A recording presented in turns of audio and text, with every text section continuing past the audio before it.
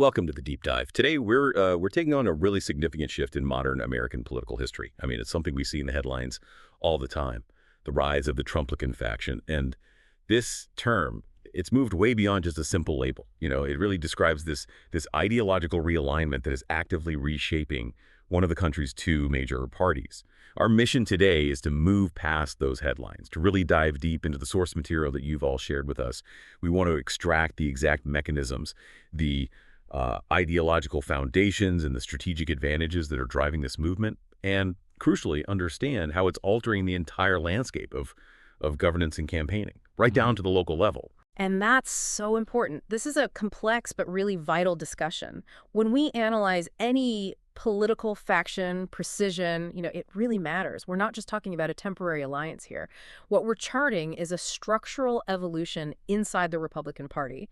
And to understand its current path, we absolutely have to define the power dynamics and, I guess, the ideological break that separates this new movement from the, let's call it, the old Republican establishment. Okay, let's unpack this then. Let's start with the most fundamental question. How do we even define a Trumplican? I mean, we all know who the figurehead is, of course, but what are the core ideological traits that make this group a distinct political thing? That's the perfect place to start. So the sources define a Trumplican as a Republican who is characterized by really strong support for the former president's political style and his policies.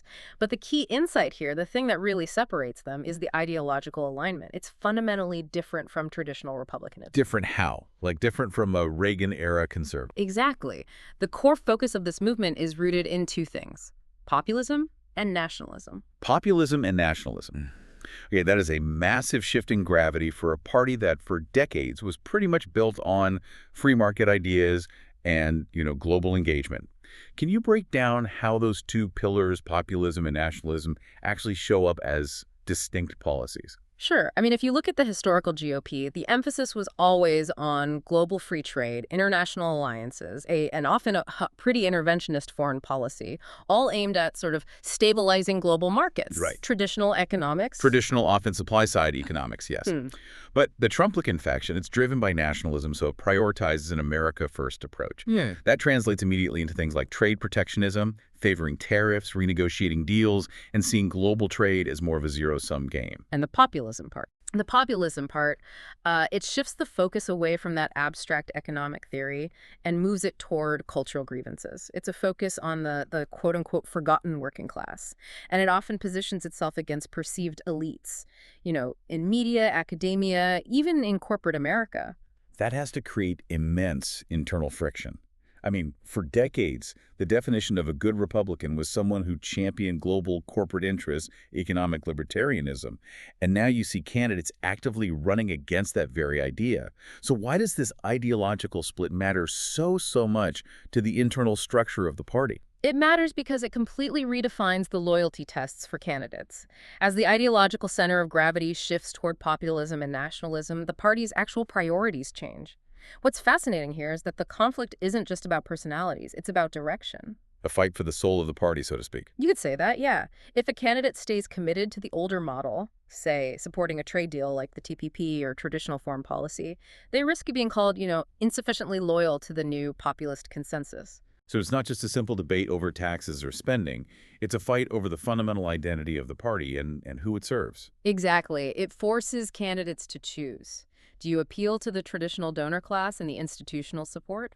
Or do you align with this energized, highly mobilized base that basically controls the primaries? And that tension is really the defining feature of the GOP today. The source analysis of recent state elections makes that incredibly clear. That structural tension you mentioned, it leads us right into the practical consequences.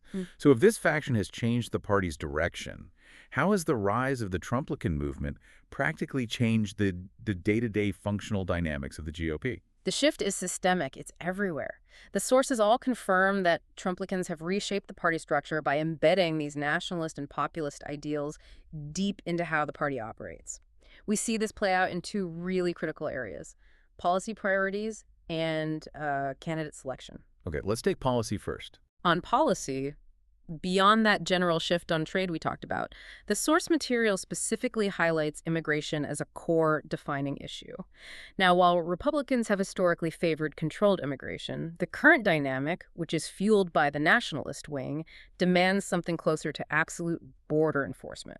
Reduce legal immigration. It's become a primary wedge issue that can override almost all other policy discussions. In candidate selection, the sources got into the technical mechanisms here, right? How does this faction actually exert control over who gets nominated? Yes, and this is where the detail is so important. It's not just about getting a high-profile endorsement, it's about mobilizing dedicated activists in very low-turnout environments. The sources show a strategic focus on local party conventions and state-level rule changes. So it's a ground-up strategy. A ground-up strategy. The Trumplican base is incredibly effective at organizing grassroots supporters to dominate these local structural positions. By controlling committees and conventions, they can push through rules that favor populist candidates. This effectively empowers the base over the institutional figures like governors or party chairs who traditionally vetted the candidates. In several states that the sources examined, the defeat of more moderate incumbents was directly linked to this newly empowered, mobilized activist corps selecting primary challengers. So the real mechanism of change is decentralized, focused activism, moving power from Washington, D.C. down to local precincts and conventions. Now, if the policy and the candidates have shifted, the sources also mention a change in how the party communicates. Why did the language have to become so passionate and direct? Well, the necessity really came from the populist mandate itself. If you're going to campaign against elites, you can't really speak in the centralized institutional and, frankly, corporate language of the past. I wouldn't sound authentic. Not at all. The analysis shows the messaging shifted to a tone designed to connect directly on cultural and personal terms. That kitchen table kind of conversational style, it's designed to validate perceived grievances. So this style focuses less on, nuanced five-point policy plans and more on rapid, emotionally charged points, which is strategically much, much better for primary mobilization.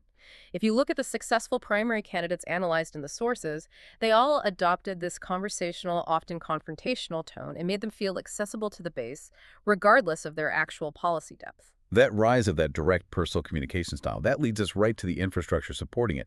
And here's where it gets really interesting. In modern politics, a strategy is only as effective as the platforms that deliver it, right?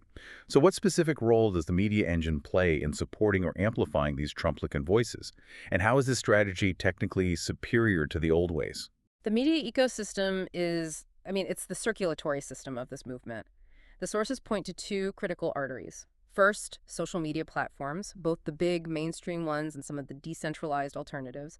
And second, conservative news outlets that offer what you might call high-frequency alignment. High-frequency alignment, what does that mean exactly? It means they are all echoing the same message, almost in real time, across dozens of platforms. The central strategy isn't just about bypassing traditional media, it's about achieving what we could call active narrative control. See, traditional media filtering involved an editorial lag, a demand for, some kind of neutral framing. A beautykeeper. Exactly. By leveraging these new platforms, the faction can amplify its messaging instantly. It allows them to rapidly define a political moment before the mainstream narratives can even take hold. Okay, so they eliminate the middleman. But doesn't that direct line also create a kind of information silo or an echo chamber? If you're only talking to your most loyal base through these very specific channels, doesn't that limit your ability to persuade moderate or undecided voters in a general election? Yep. It feels like a massive strategic risk. That's a really important question, and the sources do address this head-on. It is a trade-off, absolutely. However, for the purposes of winning a primary election, this strategy is highly effective and, this is key, economically efficient. It's much cheaper. The analysis shows that reaching a highly engaged base through direct social channels and allied outlets is significantly cheaper and more reliable than running these expensive traditional TV or radio campaigns aimed at a broad, often apathetic electorate. The strategic advantage is rooted in frequency and loyalty. This immediate, unfiltered connection keeps the base constantly energized, constantly focused on the current narrative, which enables really rapid political mobilization.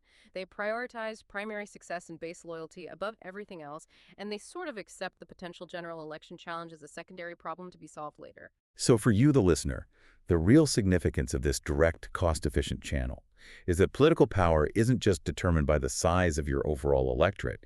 It's determined by the intensity and the organization of a committed core. And this constant, high-energy state among loyalists, fed through this ecosystem, allows this faction to exert influence far, far beyond its actual numerical size in the general population. We've tracked the definition, the shift in party structure, the media engine. Okay, let's pivot to the future. If we connect this to the bigger picture, what does this sustained influence actually mean for upcoming elections and for the political landscape at large?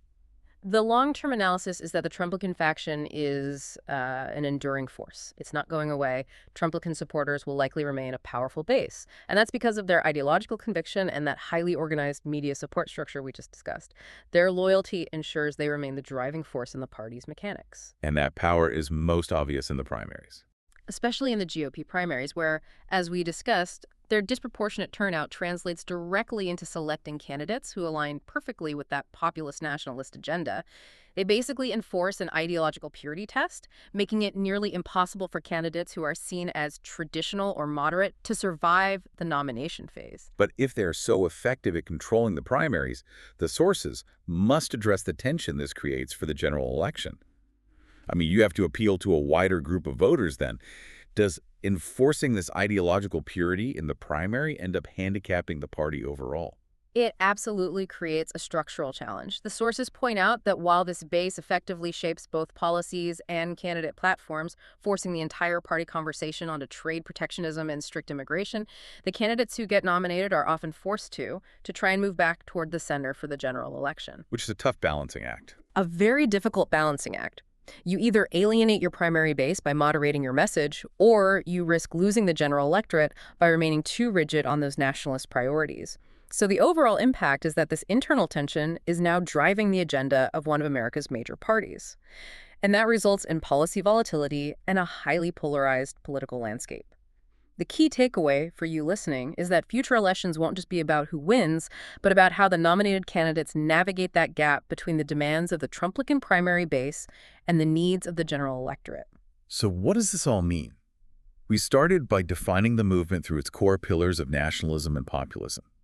We detailed the functional mechanisms of its influence, specifically in grassroots candidate selection. We observed its powerful direct media strategy. And ultimately, we've confirmed its sustained influence despite the internal tensions it creates for winning a general election. It's a fundamental restructuring of political power driven by a deeply committed minority within a major party. And that's why understanding the Trumplican movement is so essential to grasping the core conflict in today's U.S. politics. It's not just about a specific political moment. It's about a deep strategic shift away from traditional institutional power and toward highly motivated, organized grassroots activism. And as a final provocative thought for you to consider, given this intense primary control and the strategic need to mobilize the base through these direct channels, how might a future economic downturn, especially if it's framed by this media ecosystem as a globalist or an elite failure, how might that further accelerate the populist trajectory of the Republican Party, making any return to traditional conservatism virtually impossible? We encourage you to dive deeper into the source material yourself to see the analysis firsthand. Thank you for joining us for this deep dive. We'll see you next time.